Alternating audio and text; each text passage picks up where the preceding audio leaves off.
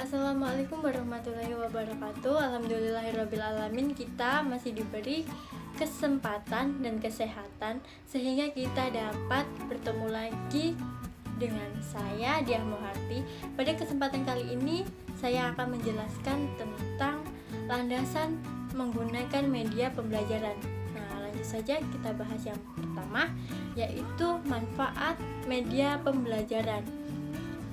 Para ahli yaitu Sujana dan Rifai menjelaskan bahwa manfaat media pembelajaran dalam proses pembelajaran siswa adalah yang pertama, dapat menumbuhkan motivasi belajar, yang kedua, dapat memahamkan siswa dan memungkinkannya untuk menguasai dan menciptakan tujuan pembelajaran, yang ketiga, akan lebih bervariasi, tidak semata-mata komunikasi verbal melalui penuturan kata-kata gurunya, yang keempat, siswa dapat lebih banyak melakukan kegiatan pembelajaran sebab tidak hanya mendengarkan uraian guru tetapi juga aktivitas lainnya seperti mengamati, melakukan, mendemokrasikan, dan memerankannya.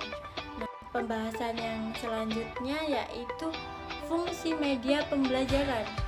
Fungsi ini dapat dibagi menjadi dua bagian. Bagian pertama yaitu sebagai alat bantu mengajar yang turut dipengaruhi iklim kondisi lingkungan pembelajaran yang ditata dan diciptakan oleh guru. Yang kedua yaitu pembelajaran tidak hanya sekedar alat bantu guru melainkan sebagai pembawa informasi pesan pembelajaran sesuai dengan kebutuhan siswa.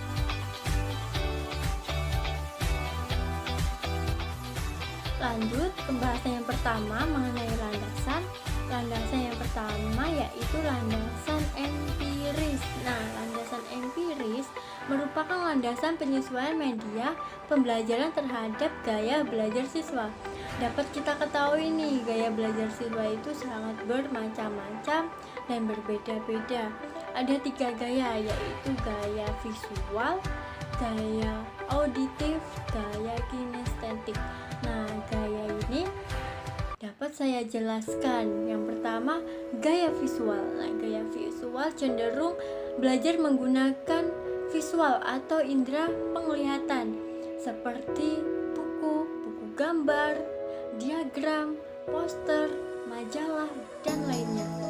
Nah, gaya yang kedua yaitu gaya belajar auditif. Nah, gaya belajar ini cenderung belajar menggunakan audio atau indera pendengaran. Nah, gaya belajar ini dapat dibagi menjadi dua, yaitu auditory eksternal dan internal. Eksternalnya yaitu membaca kertas, rekaman diskusi, musik kerja kelompok, dan lain-lainnya. Yang internalnya yaitu cenderung suka, berminat, atau ketenangan. Nah, gaya belajar yang terakhir yaitu gaya kinestetik atau cenderung belajar menggunakan gerakan dalam belajar. Gaya ini dapat dibagi menjadi dua, yaitu kinestetik eksternal dan internal. Eksternalnya melibatkan kegiatan fisik, pembuatan model, seperti itu. Nah, yang internalnya yaitu memahami konsep. Nah, lanjut ke pembahasan landasan yang kedua, yaitu psikologis. Landasan psikologis ini merupakan landasan menggunakan media pembelajaran yang berdasarkan psikologi siswa, yang mana landasan psikologi siswa itu lebih mudah memahami hal-hal yang konkret daripada hal-hal yang abstrak. Nah, landasan yang selanjutnya yaitu landasan teknologis. Nah, landasan teknologis ini adalah pertimbangan penggunaan media pembelajaran setelah teknologi, yang mana kita tahu yaitu iptek atau ilmu pengetahuan teknologi yang semakin hari semakin maju. Mungkin kalau zaman dulu jarang sekali media pembelajaran menggunakan komputer atau internet. Bahkan banyak muncul e-learning baru. Dalam landasan ini, intinya adalah penggunaan media pembelajaran itu menciptakan, menggunakan, mengelola media pembelajaran yang semakin hari semakin maju, guna untuk mempermudah proses pembelajaran. Nah, dapat saya contohkan nih, untuk prosesnya mempermudah pembelajaran ini ada apa aja sih? Yang pertama yaitu meningkatkan produktivitas pendidikan.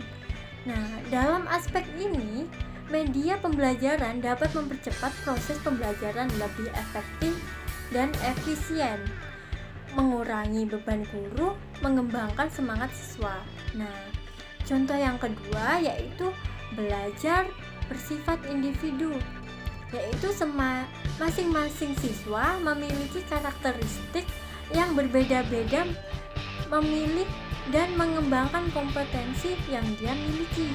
Nah, contoh yang ketiga yaitu memberikan dasar ilmiah, yaitu belajar merencanakan, melaksanakan, dan evaluasi berdasarkan dapat dipertanggungjawabkan secara ilmiah.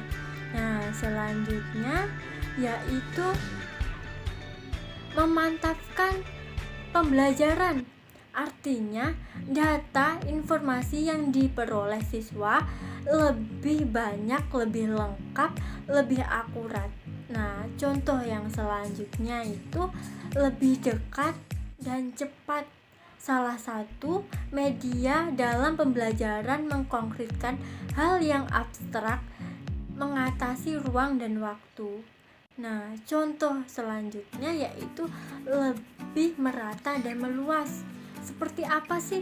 Ya seperti ketika saya ini membuat video, cukup sekali rekaman, cukup sekali mengedit, dan kemudian diupload dan bisa disaksikan oleh banyak orang atau semua orang, jadi lebih meluas dan merata. Landasan selanjutnya yaitu landasan teoritis. Nah, landasan teoritis ini semakin baik media pembelajaran, maka informasi semakin mudah diingat atau diterima. Nah, secara teoritis media pembelajaran ini berisi tentang teori-teori yang ingin disampaikan guru ke siswanya. Nah, ada 3 contoh nih, yaitu contoh yang pertama, guru sebagai sumber informasi. Contoh yang kedua, menyampaikan informasi melalui media. Yang ketiga, siswa sebagai penerima informasi. Nah, landasan yang terakhir yaitu landasan filosofis. Nah, landasan filosofis ini yaitu bahwa digunakan berbagai jenis media proses pembelajaran yang kurang kemanusiaan. Oke, itu tadi penjelasan mengenai landasan penggunaan media pembelajaran. Nah, semoga video ini sangat bermanfaat buat kalian semua, dan teman-teman juga jangan lupa like, komen jika ada yang ingin ditanyakan, dan subscribe video ini untuk mendukung channel ini. Dan see you next video.